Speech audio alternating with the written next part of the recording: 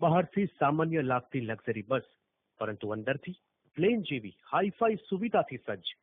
આ સુરતની એક ટ્રાવેલ એજન્સીએ મુસાફરોની સુવિધાને ધ્યાનમાં રાખી 2 કરોડના ખર્ચે ખાસ સુવિધાયુક્ત બસ ડિઝાઇન કરી છે. સુરતથી મુંબઈ એરપોર્ટ વચ્ચે પ્રતિદિન દોડનારી આ બસમાં દરેક સીટ પર અલાયદું એસી અને ટીવી મૂકવામાં આવ્યું છે.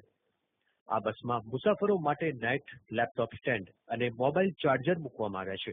તો લાંબી મુસાફરી દરમિયાન અગવડ ન પડે તે માટે પેન્ટ્રી રૂમ, ફ્રીજ અને વેક્યુમ ટોયલેટની સુવિધા પણ આપવામાં આવી છે.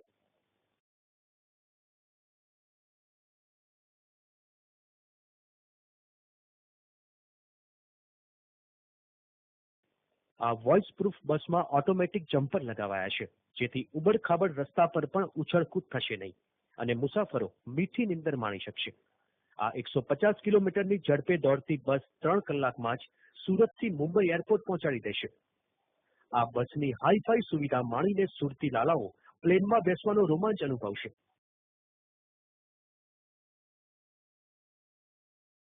ડાયમંડ અને ટેક્સટાઇલ હબ સુરતના વેપારીઓને એર કનેક્ટિવિટીની સમસ્યા સતાવી રહી છે.